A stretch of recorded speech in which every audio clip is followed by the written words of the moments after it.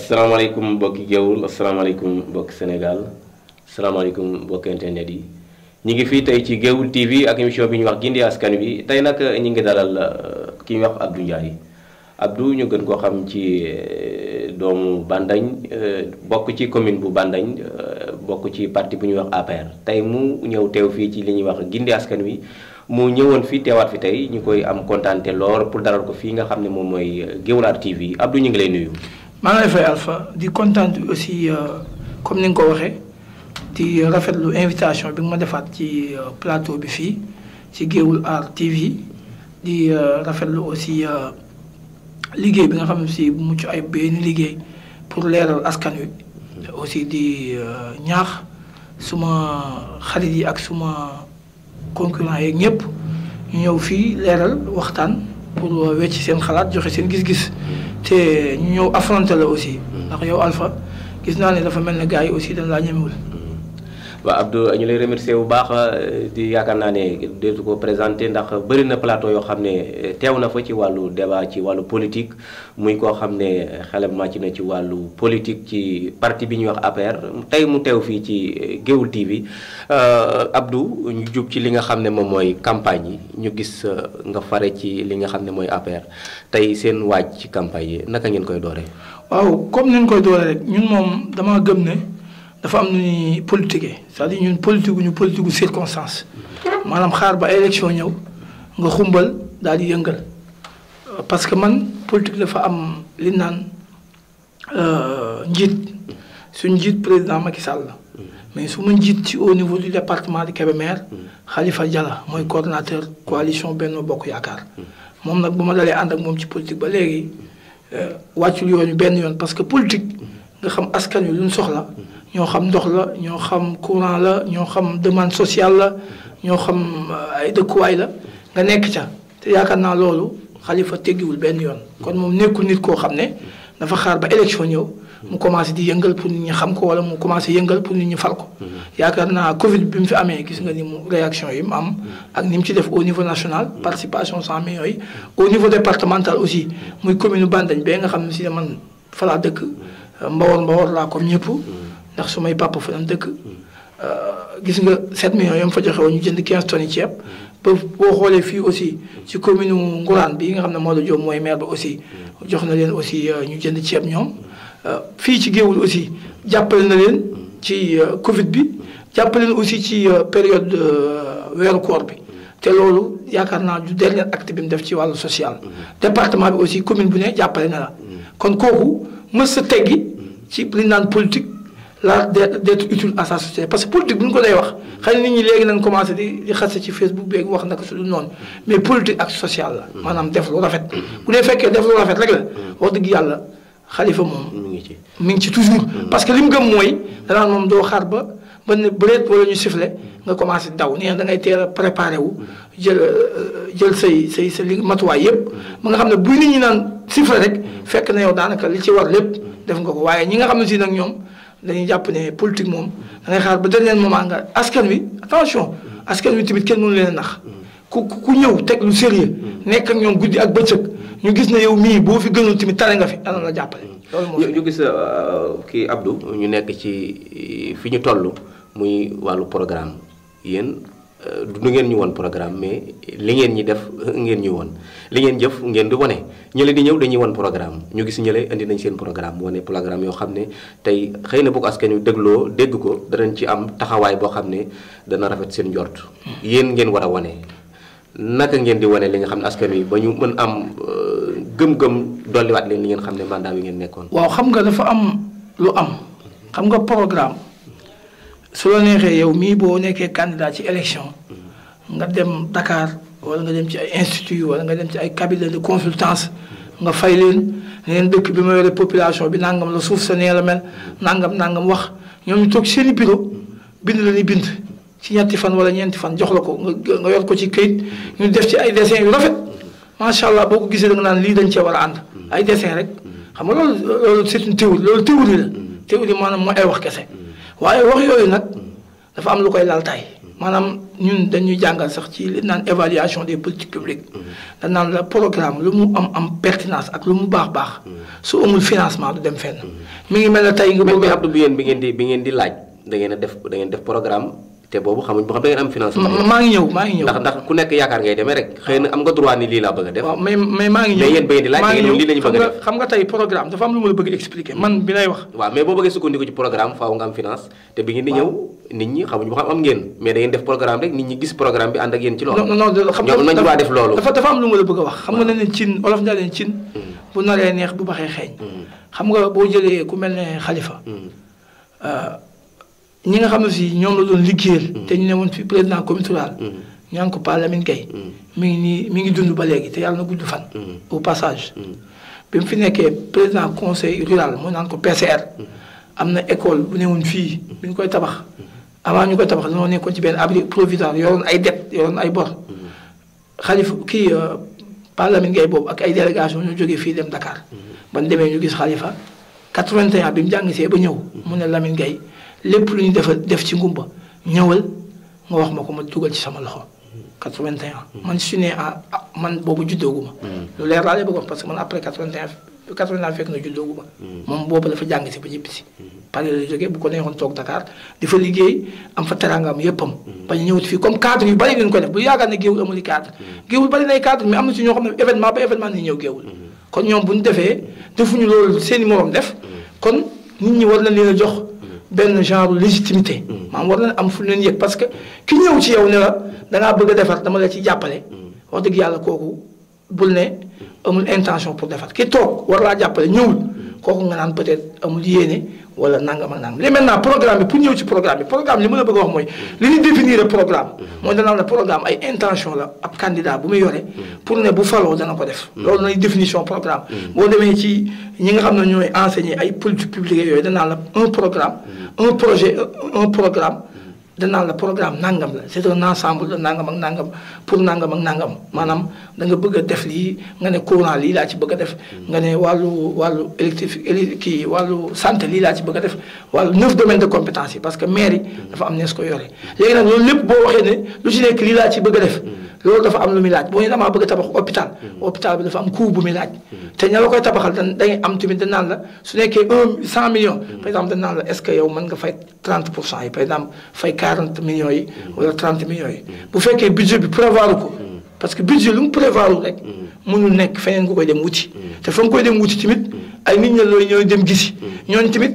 dañuy am ay garantie wala day am lu tax ñu sawar dugal ci seen xaalis parce que tamit nit fu muy joxe xaalisam il faut mu am ay garantie garantie yi dafa bari mën na nekk est-ce que wóolu na kam koy jox moo tax kon fal maire nga xam ki ngay fal mu am importance parce que kooku tamit dafa day nekk nit koo xam mi ngi mel na leb yow mii tey am na ñoo xam ne bu ñu ñëwoon ci yow di la leb doo leen lebal parce que am na loo dégg ci ñoom wala am na noo leen xamee wala am na koo xam ne bu la dee leb bu la lee ne mënu laa fay boo ko naree lebal da nga koy sarax ndax Abdou da nga jàpp ne candidat yi nga xam ne ñi ngi taxaw di laaj tey seen mënin wala seen capacité wala seen koom-koom mooy leen ñu war a laaj non xam nga bëgg askan wi da nga bëgg a wan ne askan wi bu amul xaalis rek waroo doon maire déedéet ci sa wax non waxiwu mu foofu fan nga bëgg a wax xam nga waxiwu mu foofu xam nga lu tax bu doon loolu la am na ñoo xam ne nekk nañ maire te bi ñu nekk maire ay sareetu mbaam sax nañu yore campagne xam nga kon ñooñu du nekk maire mais dafa dafa am lu ma bëgg a gëm dafa am lu ma la bëgg a wax xam nga lu làmb ba gis ko yëmut ak lu ñuy jeex xam nga tey soo falee nit ba nga koy fal xam nga lam fa fekkoon avant nga naan dañ koy falaat xam nga fi mu toll man nga évaluer yow bu mu boo wéeti sa néeg man ngaa xam ba xam ne attention fi ma dëkkoon ndax dafa lëndëmatul fi ma dëkkoon ndax sama ginnaaw amoon na nangam yu fa newoon xëy na amuloon centre de santé am na ko xëy na am na école bu fa nekkuloon nekk na fa yooyu na ni évaluer ab dëkk mais kenn du ko évaluer ci waa ji nuyu na maag na mu waxee ak man ak yooyu kenn du ko évaluer parce que loolu waxu jëfante nit ak nit la maintenant fi ma bëgg a ñëwee mooy li ma la bëgg a wax mooy quel que soit alpha ci moyens yi maanaam moyen bu ñuy wax moyen mooy xaalis koppar il faut que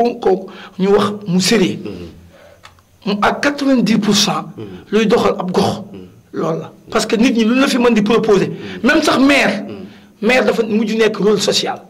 xam nga yow loolu xam nga ko. fii ma tey képp ku nekk maire ci dëkk. képp kuy def anniversaire wala muy def réception wala muy def tante wala gàmm wala lu mën di doon ki nga koy jëkk a yëgal ci dëkk. en général maire ci def maire yu bari boo demee seen kër da nga fay fekk ci enveloppe kenn xamul toll da ngaa fay enveloppe yooyu bu la joxee feuille bind ci encre ba pare boo koy delloo enveloppe bu kese ngay delloo. ñu gis programme yi nga xam ne mooy candidat yi booy xool géewul ñetti candidat ñoo fi nekk. muy Fallou Magay ak Khalifa Dia. waaw ñoom ñoo fi nekk. ñu gis Magay génn nañ seen programme génn nañ ko. ni ñu war a def.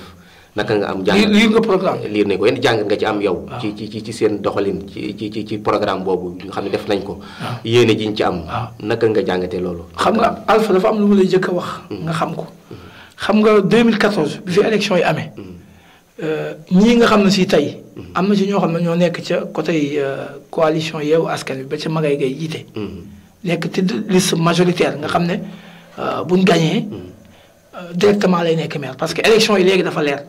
liste amatul njariñ. xam nga loo am njariñ ki nekk tête de liste majoritaire. ak noo mën di toll daye woo mën di toll. boo ñëwul tête de liste majoritaire. ñett ñii nga wax kenn ci mën a nekk maire. mais keneen ku ci mën di ne ni mënul ci nekk dara. comme yow da nga jàpp ne Mansour Ndiaye du ca dara mënut a nekk maire c'est fini. nekku ca dara non c'est fini il a été exclu. mënutul non loolu c'est clair loolu bu njëkk bu doon système bu njëkk ba. dañuy voté ba pare dajale conseil municipal. maanaam yow man ngaa yaakaar ne yaay nekk maire. après ñoom conseil municipal yi ñooy décider. bu fekkoon ne système bu njëkk ba léegi ndox tuuroogul. ñuy an baax ndox tuuroogul mën na am sens. nekk maire waaye pour l'instant 23 bu jotee. ci guddi bala ñuy tëdd. ñett ñi kenn ci mën a nekk maire. Khalifa Magay ak waa ji kii Dieng Fallou Dieng. yaa ngi dégg léegi ñooñu programme yi ngay wax. Fallou bu waa Pastef yi. waaw Yewwi Askan Wi waaw dama ne ñoom ñooñu 2014. ñoom Ablaye Fall. forum civil la nekkoon. benn forum civil ci la nekkoon. dem nañ seeti Khalifa seeti candidat yi fa ne ban demee ci Khalifa. laaj ko ne ko ñun dañoo bëggoon nga wax ñu ñooy yore dëkk bi. la leen Khalifa tontu ba léegi fàttewuñ ko. dañoo bëggoon nga wax ñu soo joxe dëkk bi nan nga koy yore maanaam mu wax leen ne leen sama programme lii la dinaa def hôpital dinaa def nangam dinaa def nangam. ah mairie budget la yore. yow sa soxna bu ñëwee ne la suba kii laa bëgg a lekk fukki ginaar. pomme de terre nangam wax ba teg. ne loolu laa bëgg a lekk. xanaa dana la déglu nga dugg sa néeg ne ko ah man kat 4 junni laa yore pour loolu mën a nekk. waaye doo na ko bëri rek na ko demal loolu danañ ko lekk suba. à moins que nga xam li nga am yow d'abord ba pare. moo tax Khalifa ne leen man su ma xamoon ñaata laay am. parce que xam nga budget ni ñu koy tëggee. ñu bari yaakaar nañ ne budget bu ne budget voté nañ ko 200 millions la. gis nga man li may wax dama koo xam. bu ma ko xamul ñi xam ne gis nga man mii waxee yow. dama jàng lu naan développement local collectivité locale xam naa ci lu bari. Abdourahmane mi ingénieur en développement local la. gis nga maire yi budget bu ñu koy tëgg. dafa am ñaari partie dafa am partie bu naan rubrique fonctionnement rubrique bu naan investissement. maintenant bu nekkee par exemple 100 millions budget bi. bu ne voté nañ ko 100 millions la par exemple dañ naan 70 millions yi. fonctionnement la fonctionnement mooy carburant mairie bi. ak chauffeur yi leen war a fay ña fa nekk di liggéey leen war a fay bu amee lu yàqu foofu indemnité adjoint yi loolu mooy budget fonctionnement. investissement bi par exemple ñu ne 30 millions la maanaam mooy bu ñu war a defarub école wala nangam gis nga loolu ni muy tuutee ci budget yi. boo xoolee géewul ñoom fexe nañ ba ci Sénégal gépp 557 maires yi géewul bokk na ci maires yi nga xam ne maanaam bu nee seen budget 100 millions la dañuy fexe ba presque 70 millions yi ñu investi def ko investissement. inverser tendance bi. alors que boo wëree maires yi leen wër ñoom daanaka dañuy profité ci fonctionnement bi maanaam mooy cabinet maire bi ñu ne maire bi am na 6 millions carburant. 6 millions carburant ah. ñu ne maire bi am nañ ko pour 6 millions de pour at mi. am na ci maire yoo xam ne 6 millions yi duñ ko laal. dañuy dem 6 millions yi dañ koy jëlaat. gis na dëkk ba am nañ problème social ñu delloo ko ca. wala gis nañ ne am na fu am problème mu ndox. parce que am nga droit ci li nekk ci partie fonctionnement. nga jël ko ci fonctionnement yóbbu ko ci investissement. mais amoo droit lu nekk ci investissement nga yóbbu ko fonctionnement mi ngi mel ne nga prévoir woon ne da ngay tabax benn école nga bàyyi ko jël loolu nga dem jëli ko carburant amoo droit def ko parce que préfet sinon day bloqué budget bi. est-ce que xam nga li may wax boo xoolee tey c'est pas pour rien Khalifa naan fayukuwul carburant yorul oto maire yeeg yooyu. mais tey soo faloon gars yi wax fii boo leen faloon tey li ñuy njëkk a def mooy am na jënd oto maire yi dañuy jël 20 millions 30 millions jënd oto maire yi ci budget bi ni jël xaalis boobu fa jënd maire parce que nag doo fal nit mu yor ab oto jàmbur wala muy dox yoru oto bu baax nga def ko maire ba pare amul droit ne day jël kii bu fekkee yorul da koy jël loolu kay amul vérante te xam nga yoon may na ko mais ki nga xam ne yor nay moyen moom nee na nangu na bañ a jël loolu nangu na loolu noonu mu jël ko dugal ko fii Khalifa ci bokk na ci maire yi nga xam ne noonu lay fonctionner te depuis bi mu fi nekkee nag maanaam defu ko at yi wees depuis bi mu fi nekkee noonu lay fonctionner moo tax ñu gis tamit Fallou waaw muy nekk war a nekk élection yoo xam ne du yomb ci côté Khalifa waaw ndax booy xool jeunesse am na lu bëri loo xam ne dana ko def ci wàllu li nga xam ne mooy campagne ndax booy xool jeunes yi bari nañu te tamit coono gi nga xam ne ñoom danañ ko jaral du ko jaral xëy na mag ñi ne ca kër ga te ñu gis ñaari xale séq ko muy Fallou Mansour Ndiaye ñëw wéeru ci ki nga xam ne mooy Magay ndax tey loolu du yaakaar nga ne du indi jafe-jafe xam nga bu ñu waxante woon dëgg yàlla bu ñu waxante woon dëgg Mansour Jël xam naa ko bu baax waaye def na choix boo xam ne si nekku ci maanaam choix de complaisance bu ñu waxante dëgg maanaam choix bi mu def nii du li ko neex xam nga nit man tey man laa wax dara ma weddi la lan moo tax nga xam nga lu ko firnde da nga waxtaan xam nga lu ko firnde xam nga lu ko firnde waaw wuyu ma xam nga lu ko firnde dañoo jëkk a def woote fii ne mooy seen candidat déglu ma rek ña ko doon def déclaration ne mooy yéen nañ woowoon ne leen diw mooy suñu candidat nangam wangam ba pare wax ba teg ban ko defee ba pare ñu ñëwaat dajalewaat pour war a wut candidat définitif bi ñaari yoon suspendre nañ ko seen réunion ñoom Yewwi Askan waaw ñaari yoon boo xam ne il a fallu que ñu toogul ku Mansour maanaam ñu weñ loxoom dañoo weñ loxoom te démissionné 2 fois non li may wax nii vidéo kii yaa ngi fii audio yaa ngi fii yow am na yoo ci déglu non 2 fois non déglu ma yow déglu nga audio yi transfert naa audio ba nga déglu ko démissionné na 2 fois dama ne démissionné na 2 fois yoo xam ne ay nit ñoo dem rappelé waat ko pour mu ñëw déglu ma rek boo gisee tey ñoom am nañ candidat waaye gisoo lu bari lu ñuy publicité seen candidat comme yeneen gars yi ñu ngi gis ñuy publicité di ci sawar gis naa sax am ñu ci commencé di génne Mansour ne mooy tête de liste proportionnelle xam nga fi mu bëgg a xam déet c'est-à-dire que kon dafa mel ne kon da nga jàpp ne Mansour xëy na dafa nekk rek mais dañ ko faa tànc gis nga ñu bay déedéet dama ne yàlla xam na ne li ma la wax mën nañ moo weddi mais Olof Njaay dane nit dëgg képp ku wéet xam lan mooy dëgg parce que tey soo xoolee Mansour nee nga jeune la nee nga kee jeune la te ñoom dafa am lu ñu fi commencé woon wax dañoo bëgg jeune dañoo bëgg nangam suñ ko waxee ba mu yàgg ay jeune nangoo topp ci jeune ci ay ñu leen mag kon wax boobu dindeeku na ko kenn waxtu ko lu naan naam da nga fay nekk beneen bi mooy su fekkee ne ñoom dañ ne dañuy xool lu gën ci dëkk bi parce que li gën ci dëkk bi du doon Khalifa du doon diw personne bi amul importance lan xam nga lan moo gën xam lan moo gën dañ ne ab dëkk bu ñu dee ko yor ci nii lañ ko war a yore ab dëkk bu ñu dee ko yor bu dee avancé nii la war a avancé ni mu war a avancé mooy lu fa nekkul ñuy fexe mu fay nekk noonu lay dëkk avancé mais amul leneen mais bu fexee la fa nekkul mënu faa nekk dëkk boobu avancé wul c'est-à-dire que suñ fekkee ne ñun dafa am 19 communes yu ñu wër parce que ngumba tamit bu leen fàtte ne dafa am compétition boo xam ne ak dëkk yi ko wër maanaam dëkk yi dañuy xëccoonte tey yow fii ma mënoo wax dara loo xam ne si ngumba est-ce que xam nga état bi ndimbal yi muy joxe budget communes yu bari yi la wër ñoo la ëppale budget maanaam ñoom li ñu am mu ëpp fopp li ngay am te yow li nga mën a def ñoom mënuñu koo def. kon non attends c'est important parce que loolu day wan ne kon gars yi jàmbaar lan. jeunes yooyu bi ñuy jug yéen jugagu leen.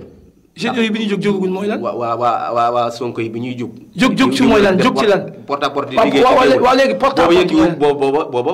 ñaar xam ne ñoo xam ne waa APR yi jugaguñu ñi nga xam ne ñoo ànd ak Khalifa jugaguñu booy daanaka defar nañu dëkk bi ba mu daj. nañu defar dëkk bi ànd ak xale yi ànd ak jeunes yi. def mobiliser wu nekk mbooloo. après ñu mbooloo bu takk waaw ban ko doon def objectif bi moo lan objectif bi. mbooloo bu takk non objectif moo waaw wuyu ma ñëw songu leen. waaw wuyu ma objectif bi moo lan Alpha il faut nga déglu ma leeral askan wi. objectif bi moo doon ñoom ñu wut candidat jeune. parce que yow mii xam nga ne ñoom li ñu naan masaan wax mooy carrément dañoo war a am maire bu nekk jeune xam nga ñoom loolu la ñu wax kon ñoom jàppal ne li ñu def nii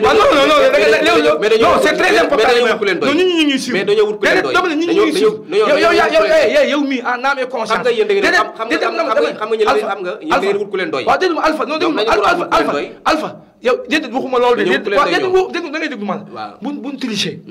ñoom seen choix jeunes yooyu yëpp seen choix moo doon Mansour nekk candidat définitif loolu moo am bu amul nag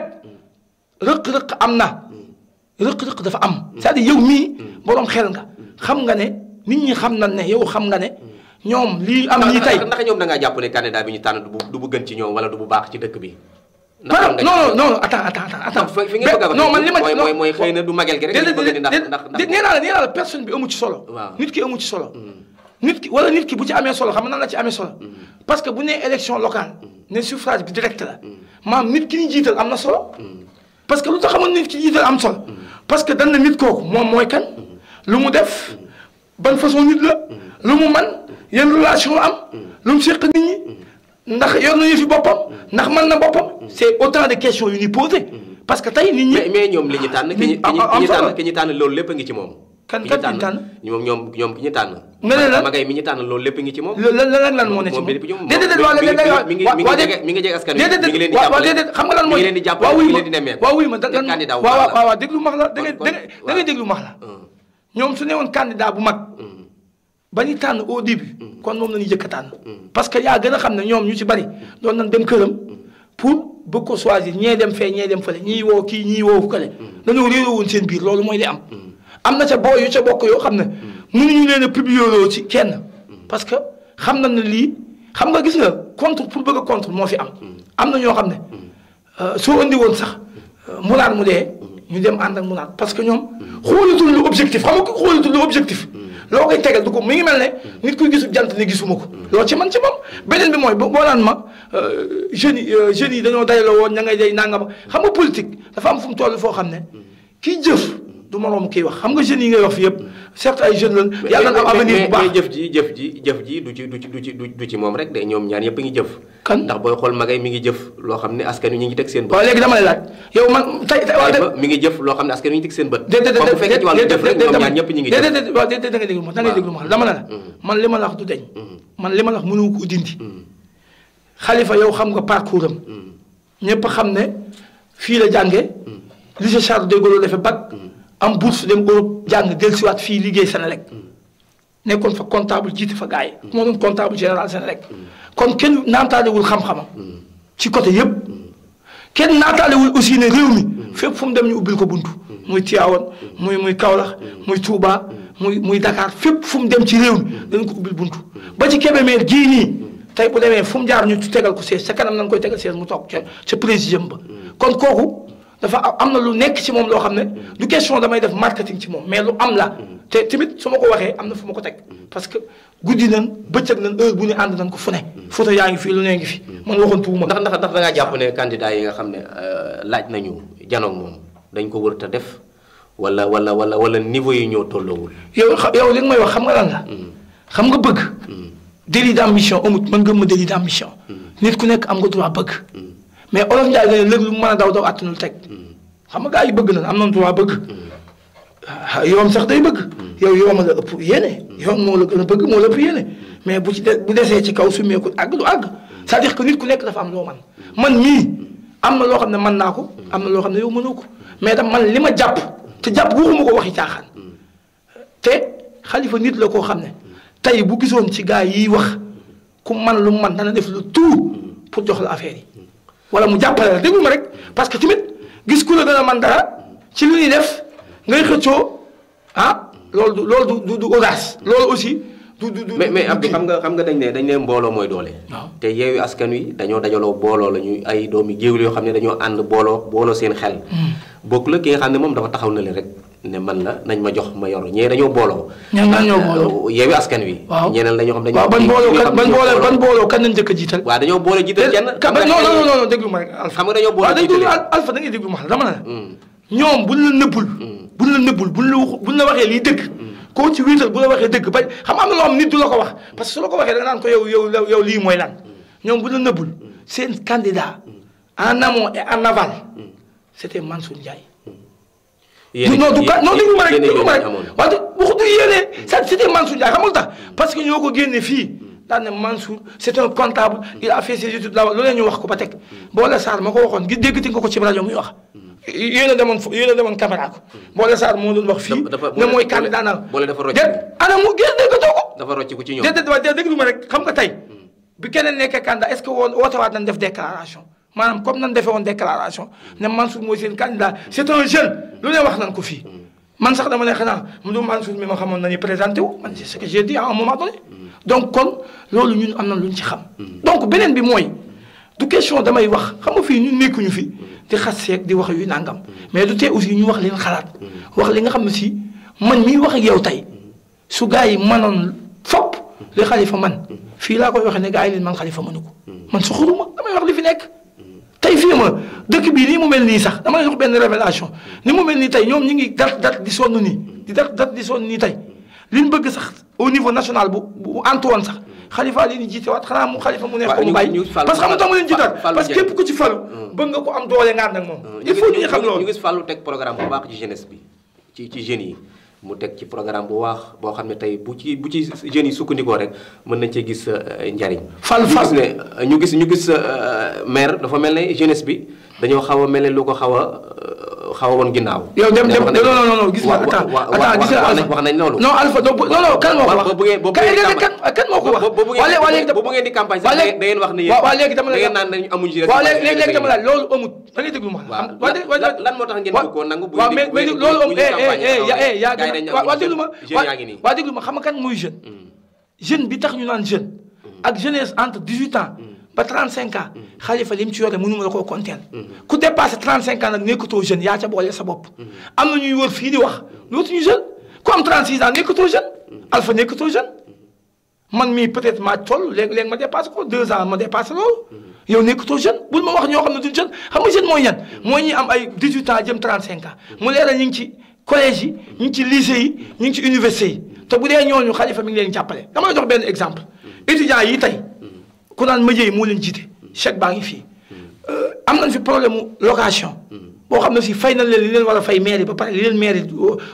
séq ak ñoom ci subvention bi jox na leen ko ñu am problème mu location xam nga ñaata mois la ñu ñëw ci Khalifa wax ko wax ak moom Khalifa jàppale leen xam nga ñaata leen jox le premier 9e mois 2021 premier 9e mois 2021 yàggul da leen jox benn chèque bu 2 millions mi ngi fii te léegi woon na Khalifa dafa démocratie bu fekkoon day xool booy dañ koy jàppale duñ ko jàppale tey xool ñi koy jàppale moom na woo ay jeunes yu bari jox leen ko defu ko dafa xam ne ñii ay étudiants lan seeni papa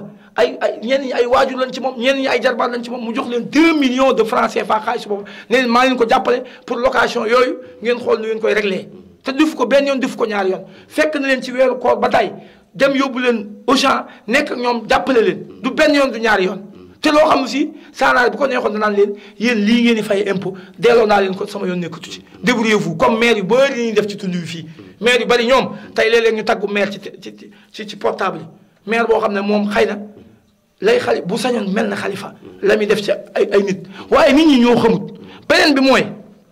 il faut nga comprendre li naan diw amul ay jeunes loolu amut il faut nga xam ñan ñooy jeune d'abord xam nga jeune bu engagé wul moom moo tooñ boppam jeune boo tollee jàng da ngay jàng soo tollee bu fekkee wutal nañ la école tey géewul nit ku ne mën nga fee jàng ba am sa bac te incha allah ci kanam tuuti nit mën na fee jàng ba am fi yeneen diplôme yu dul bac kon loolu bu ko nit amee bu dee dëkkam deful ko dara kon bu jàngul dëkkam moom moo deful boppam dara parce que man tey su ma amee 7 ans ba may am 30 wala 28 ans jàng rek laa war a def su ma dee wuti métier ma dem def wuti métier loolu mooy yoon mais boo ko deful tooñ nga say waaju tooñ nga sa bopp ku tooñ say waaju tooñ sa bopp nag boo dee maire bi wan naa ko ginnaaw yow yaa créé situation bi nga koy wane ginnaaw beneen bi mooy jeunesse bi yow dem nga démb ci réunion bi la fa nekkoon ci ñu am 18 ans ba 35 ans da ngay wàññi ba xamoo fu mu yam te ñooñu ay jeunes la 18 ba 35 ans la wax de ak mooy de 18 ans donc jeunesse am na ci ñam ca war a am bu bari te maire bi ubbi na ay buntam mësa bu sañoon toujours du am ñaata nit ñoo koy attaqué te mosoo gis mu jël rajo ak téléphone yi ne dama leen tontu bu ko neexoon woo journaliste yëpp ne leen ñëw leen damay tontu diw donc li ma la wax kii bii ngay wax nu mu tuddati candidat jeune kii. Fallou bi ngay wax. Fallou man certes doon na fi remercier sax Khalifa ay jamono yële. bi muy def thèse bi am na remerciement yu mu doon def Khalifa parce que nee na jàppale na ko ci thèse beeg yooyu man contre ma ko dégg naa fi sax gars yi ne liggéey na dem na Sénégal ne fa stage. mais man su ma doon ko conseillé dama naan ko da ngay dem ba dëgër ba pare xam nga dëgër mooy lan dëgër ba pare doo ko mën a xool nooy xam nga man su ma mënta jàppale sama bopp ku ma bëgg a jàppale damay lay sonal nan waxan dëgg te yàlla tax xam naa nag lu tax mu nekk candidat tax parce que li tax mu nekk candidat mooy PDS il fallait que ñoom am candidat fii mu sës si il faut ñu jox ko mais moom tamit bëggu ci daal moom tamit bëggu ci daal mais candidat bu baax la ndax nan la baaxee amul xam-xam bi waay du xam-xam kese yore maire waaw d'accord damay du xam-xam kese moom xam nga tey li yore maire du xam-xam kese non dama lay expliquer waaw wuy ma yow boo amee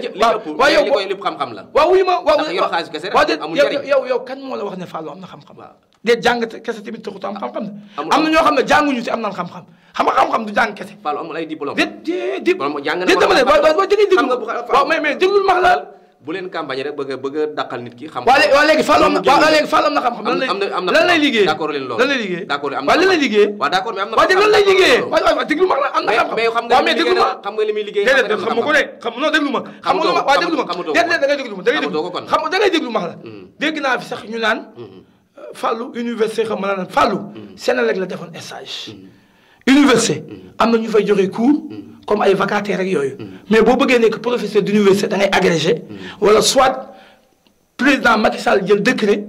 def le professeur titulaire conseil des ministres président jël décret moom docteur la président mën naa jël décret def ko professeur université loolu day am université président mooy décider loolu benn affaire bi ma lay xamal mooy Fallou man su ma doon ko conseil dama koy conseillé mu dem gën a dëgër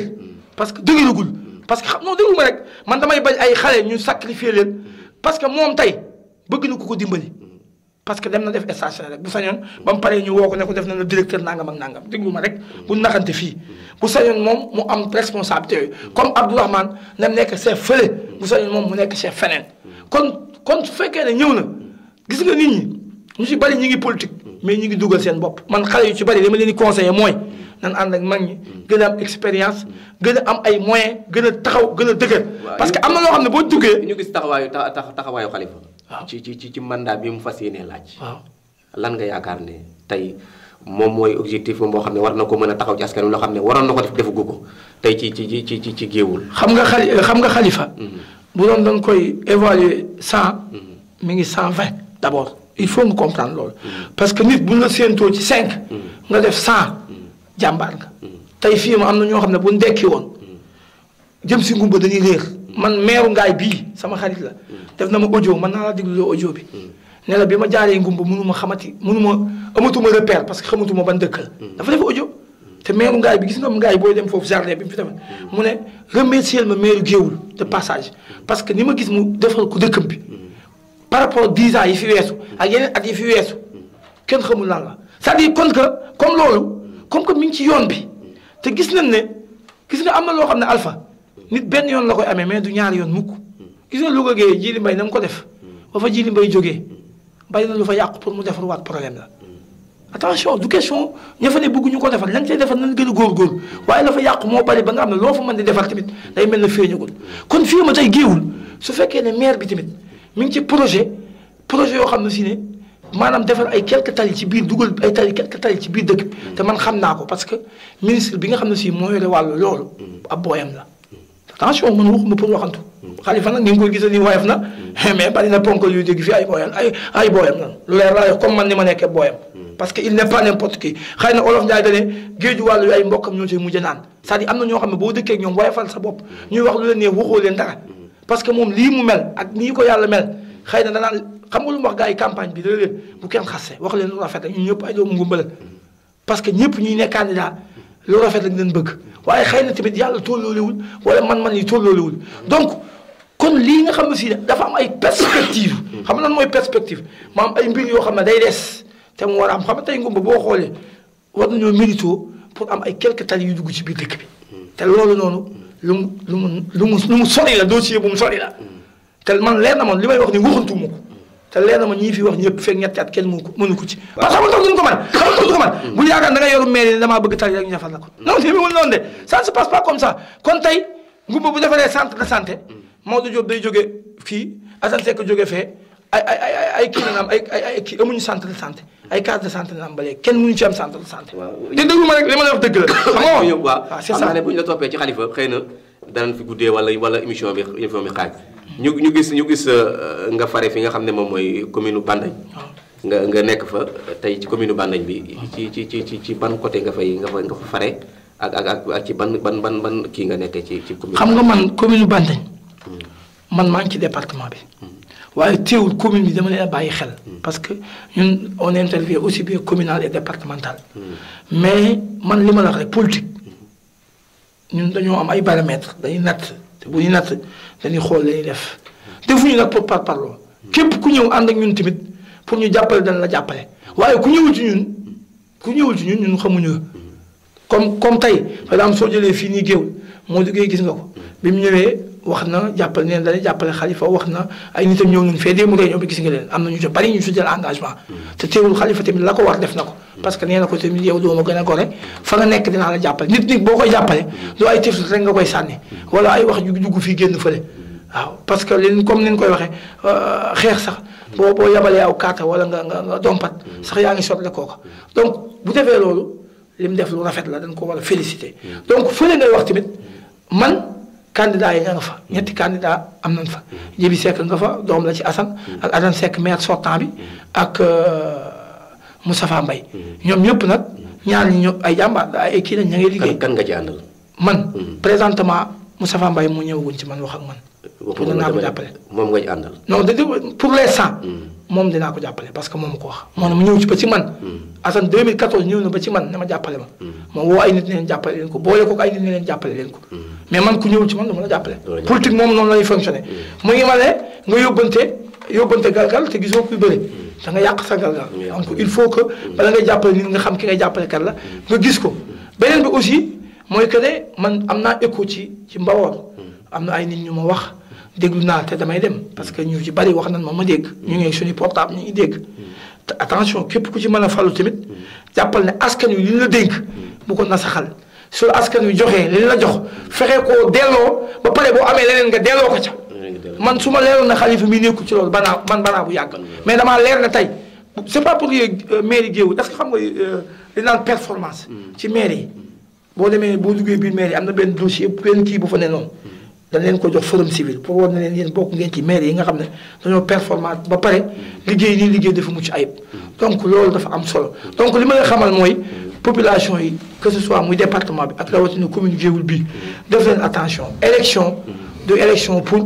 diw nuyu maag diw dafa wax léegi diw dama ko nangam ak élection yi xam nga la élection lan la Géoul nu ñu koy gérer 5 ans Géoul lu muy toll ci Sénégal loolu nag pour ngeen xam ko nit ki yéen i fal li muy def nit ki xëy na turam amul importance mais la mën a def te nag lu ne fàng kenn du ko làmb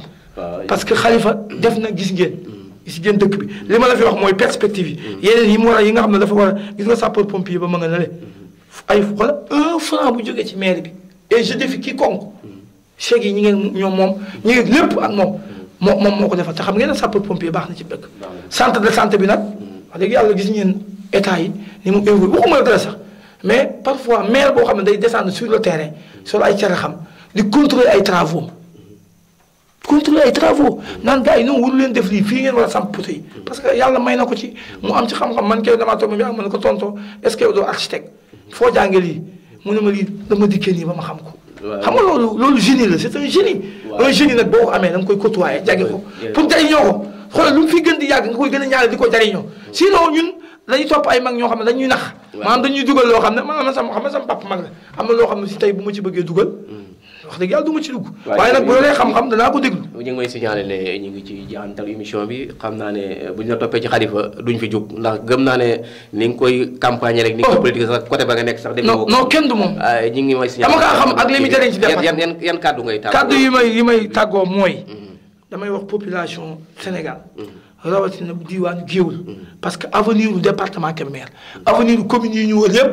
yàlla xam nañ ci Khalifa lay dépendre mais du ci gars yi wax fii yëpp man gisuma ko sax c'est-à-dire que dafa nekk nit koo xam ne dama leer damay bañ ëllëg ñu dem ba naan ay bu diw nekkoon fii wala bu ñu amaatoon diw comme moom mën nañu am sax di mën di puiser ba léegi nañ continuer di puiser rek mais bu leen déglu ay nit ñi naan bu fi jógee bu fi nangame est-ce que Djily Mbaye ba mu nee Louga nit ñi dañ doon wax bu fi jógee dañoo profité pour li mën a am ci moom ñu am ko ba muy génn àdduna c'est ça parce que mënoo ne ko léegi doy nañ ci yow te kii yoo ko déedéet mbir mi ngi fi ba léegi nañu fexee profité ci loolu ànd xool liggéey li wala liggéey parce que tey yàlla xam ne ni Géoul li ma lay wax nii te man xam naa Khalifa xam ma lépp loo xam ne si ne dox ak ay moyens moo koy may dana ko def du ci bu koy jox du ci wonk wute naa ak ñu bari te bu fekkee ne affaire tali yii nii comme yii nii te man xam naa ko coup yi mi mujj a def coup yi nga xam ne si moom lay def moo xam ne si ne dañ naan géewul lii da leen a faral dañuy dem moom yàgg nañu ñun dañ ñoo faral te fekk ñu maire bi moo ambitieux franchement moo ambitieux Sénégal gépp ñoo bëgg am maire bu mel ne moom. yan kàddu ngay tàggoo. donc kàddu yi mooy maa ngi lay rafetal maa ngi lay ñaanal ci invitation bi nga ma def di ñaanal aussi sa cameraman bi nga xam ne moom bu sañoon ñëw fii dóor maay bomb waaye yow tamit maa ngi ñaax gars yi ñëw ñu wax leen xalaat débat bu civilisé aussi bañ a xaste mais wax li nga xam ne si leer na ne lii bu ñu wéetee seen ni xam ne lii mooy dëgg wax loo aussi loo xam ne dafa am njariñ te ñu éviter wax loo xam ne si maanaam pour yàq la wala yàq pour yàqal ni parce que tey fii mu tamit ku fi wax a wax ban fal la tamit te mënoo dara tamit mi ngi mel na ngay wuti soxna tamit wax a wax ban may la soxla bu fa defee ñeenti fan yi loo ko jox dépense mu leen ñibbi donc nga indi sa bopp jafe-jafe indi nit ñi la ko may jafe-jafe donc na nit ku ne na wax la man ak la mën a def moo tax Khalifa nee na moom du ci promettre kenn waaye nag lépp loo xam ne si nit ñi xalaat nañ ko fépp fu ñu ko xalaatee fu mu yem ci lu baax dana dépassé foofu. waaw jaajëf Abdou ñu ngi lay jaajëfal ci wuy si bi nga xam ne wuy si nga ko Gueoul Art TV di jaajëfal kàddu yi nga xam ne yëkkati nga ko fi di leen wax ne yéen a ngi fii ci Gueoul TV ci émission bi ñuy wax mooy gindi askan wi ñu leen wax bu ngeen bëggee seetaan émission bi da ngeen di tàppe bind Gueoul Art TV mën a seetaan émission bi nga xam ne moom la ñu seq ak ki nga xam ne mooy Abdou Ndiaye di remercier suñu technicien bi di Aline Badara Wade ak ki nga xam ne mooy Belel ñoom ñu nekk ci wàllu technique bi di leen jox image yi ba mucc ay benn mën koo suivre di jaajëfal ñi nga xam ne ñooy sponsor gindi askan wi muy ki nga xam ne mooy Mbacke Dieng ak Mansour Ndiaye di leen jaajëfal bu baax di jaajëfal ñi nga xam ne ñoom ñooy bàyyi xel li nga xam ne mooy Gueoul Art TV di leen jaajëfal di leen ñaanal jàmm ci li nga xam ne mooy élection yi jëm di leen wax ne na ngeen ci ànd ak dal ànd ak tey ndax lépp rek Gueoul la ñun ñëpp ay doomi Gueoul lañu ndam lim du génn du dem feneen furul fii ci Gueoul jërul xeex jërul xuloo ndax képp koo xam ne rek yaa ngi fii ay yenn bokk ndey ñoo bokk bàyyi kon ñu ngi leen di wax ni ñu dal te ànd ak tey te def ko ci discipline yar ak teggin ak tey ñu dugg ci bismillahi rahmaani rahim génn ci alhamdulilahi rabbil alamin ki yàlla tudd ne mooy toog muy toog jàppale li nga xam mooy askanu Gueoul ñi ngi woon fii ci émission bi ñuy wax gindi askan wi ñi ngi leen di jaajëfal bu baax a baax di leen jox dig damay ñu leen incha allah jërë ngeen jëf